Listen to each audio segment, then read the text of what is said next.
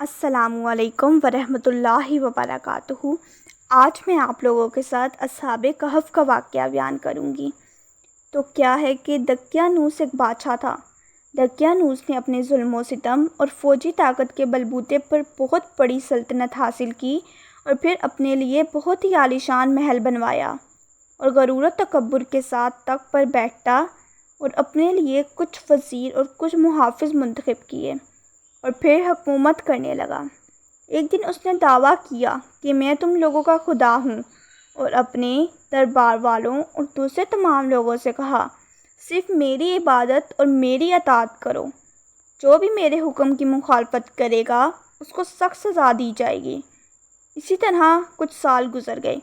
ایک دن جب وہ غرور و تکبر میں مست اپنے تخت پر بیٹھا ہوا تھا تو ایک آدمی تیزی سے دوڑتا ہوا آیا اور خبر دی، بادشاہ سلامت، ابھی خبر ملی ہے کہ ایک لشکر تیزی سے ہماری طرف حملہ کرنے کے لیے بڑھ رہا ہے اور سرحد پار کرنے والا ہے۔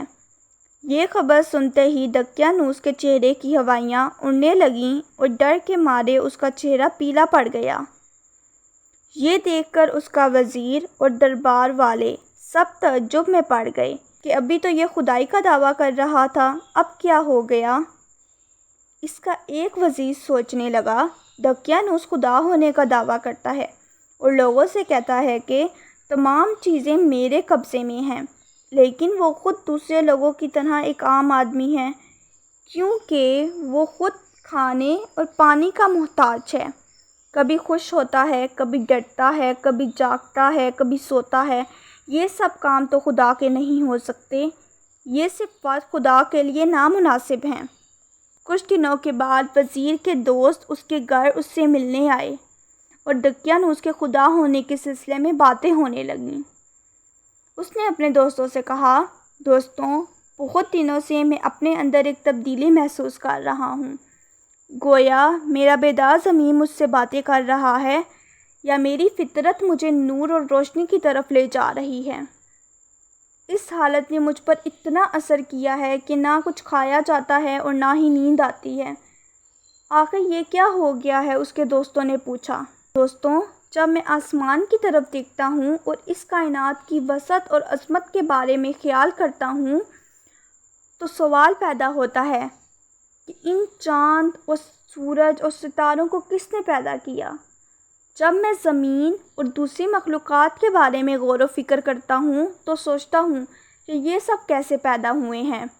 یہ پہاڑ، یہ صحرا، ہریالی، دریا اور مختلف قسم کے جانور کس نے بنائے؟ خوش یہ انسان کیسے پیدا ہوتا ہے اور پھر کیسے بڑا ہو جاتا ہے؟ پھر تم کس نتیجے پر پہنچے؟ اس کے دوستوں نے پوچھا۔ اس نے کہا، میں اس نتیجے پر پہنچا ہوں کہ دقیانوس ایک کمزور بادشاہ ہے۔ وہ صرف خدائی کا دعویٰ کرتا ہے، ورنہ حقیقی خدا تو وہ ہے جس نے یہ ساری کائنات بنائی ہے۔ اس کے دوستوں نے بھی اس کی باتوں پر غور و فکر کیا اور پھر سب نے اس کی تائید کی۔ تب انہوں نے طے کیا کہ دقیانوس کے شر سے بچنے کے لیے ہمیں شہر سے نکلنا ہوگا، اور آخر کار وہ پورے ارادے کے ساتھ شہر سے نکلے اور ایک بیاباں کی طرف چل دیے۔ راستے میں ان کو ایک چرواہا ملا۔ انہوں نے کچھ دیر اس کے پاس آرام کیا اور اس سے باتیں کی۔ پھر جب وہ چلنے لگے تو وہ چرواہا بھی ان کے ساتھ چل گیا اور اپنا کتا بھی ساتھ لے آیا۔ انہوں نے کہا، اس کتے کو اپنے ساتھ کیوں لا رہے ہو؟ یہ ہمارے لیے خطرہ پیدا کر سکتا ہے، اس کے ذریعے سے دشمن ہم سے باخبر ہو سکتا ہے۔ ان لوگوں نے بہت کوشش کی کہ کتے کو کسی طرح بھگائیں، لیکن وہ کامیاب نہ ہو سکے۔ پھر چرواہے نے کہا، اسے آنے دو، ہو سکتا ہے یہ ہماری حفاظت کرے۔ یہ مجھ سے مانوس ہے، میں اسے خاموش کروا سکتا ہوں۔ چنانچہ وہ صحراؤں، پہاڑوں سے گزرتے ہوئے ایک غار کے پاس پہنچے اور سوچا کہ اس میں ذرا چل کر آرام کیا جائے۔ سب لوگ آرام کرنے کے لیے لیٹ گئے اور تھکاوٹ کی وجہ سے انہیں فوراً نیند آ گئی اور کتا بھی غار کے کنارے سو گیا۔ یہ غار اتنا بڑا تھا کہ اس کا دروازہ اس طرح کا تھا، جب سورج طلوع ہوتا تھا تو اس کی کرنیں سیدھا اس غار میں پڑتی تھیں، اور جب غروب ہوتا تھا تو تب بھی بار اس میں چمکتا تھا۔ یہ با ایمان اور صالح نوجوان سالوں تک اس میں سوتے رہے۔ جب بیدار ہوئے تو سورج ڈوب رہا تھا، لہٰذا وہ سوچ رہے تھے کہ وہ صرف ایک ہی دن سوئے ہیں۔ پھر ایک دوسرے سے پوچھنے لگے، ہم کتنا سوئے ہیں؟ صرف ایک ہی دن، بلکہ اس سے بھی کم۔ وہ بھوکے تھے اور انہیں کھانے کی ضرورت تھی، لہٰذا طے پایا کہ ان میں سے ایک شخص بہت ہی احتیاط سے شہر جائے اور کھانے کے لیے کچھ لے آئے۔ ان میں سے ایک شخص تیار ہوا اور باہر آیا۔ جب وہ باہر آیا تو کیا دیکھتا ہے کہ باہر کا پورا منظر بدل چکا ہے۔ پہاڑوں پر چند سوکھے پیڑ دکھائی دے رہے ہیں اور کچھ نہیں ہے۔ جس راستے سے وہ آئے تھے وہ بھی اسے عجیب سا لگا، اور شہر تو بدل ہی چکا ہے۔ اسے بہت تعجب ہوا اور اسے کچھ سمجھ نہ آئی، آخر کیا ہو گیا۔ روٹی کی دکان پر گیا، چند روٹیاں اٹھائیں اور دکاندار کو پیسے دیے جو وہ ساتھ لائے تھے۔ ارے یہ پیسے تو بہت پرانے ہیں، آج کے زمانے کے تو نہیں ہیں، تمہیں ضرور کوئی خزانہ ملا ہے۔ کیا کہہ رہے ہو؟ یہ پیسے میں چند دن پہلے اس شہر سے لے کر گیا ہوں۔ تم جھوٹ بول رہے ہو، تمہیں ضرور کوئی خزانہ ملا ہے اور تم اسے چھپا رہے ہو۔ اسی طرح ایک بھیڑ اکٹھی ہو گئی اور یہ خبر جنگل میں آگ کی طرح پھیل گئی، یہاں تک کہ بادشاہ کے کانوں تک پہنچی اور اسے بادشاہ کے دربار میں حاضر کیا گیا تاکہ اس سے پوچھ تاچھ کی جائے۔ بادشاہ نے پوچھا، کیا تمہیں کوئی خزانہ ملا ہے؟ نہیں، مجھے کوئی خزانہ نہیں ملا۔ میں جب اس شہر سے نکلا تو لوگ مجبور تھے، دقیانوس کی عبادت اور پرستش کرتے تھے، اور جب واپس آیا کچھ بدلا ہوا ہے۔ یہ کہانی تم شاید اس لیے گڑھ رہے ہو کہ ہمیں بے وقوف بناؤ۔ تمہیں معلوم ہے کہ ہمارے پیغمبر جناب عیسیٰ علیہ السلام نے فرمایا کہ اگر کسی کو کوئی خزانہ ملے تو اس کا 5واں حصہ اس سے لیا جائے اور باقی اسی کے حوالے کیا جائے۔ آخر آپ لوگوں کو میری بات کا یقین کیوں نہیں آ رہا؟ میں اسی شہر کا رہنے والا ہوں اور جو کچھ کہہ رہا ہوں حقیقت ہے۔ کیا اس شہر میں تمہارا گھر بھی ہے؟ بادشاہ نے پوچھا۔ ہاں ہے، آئیے میں آپ کو اپنا گھر دکھاتا ہوں۔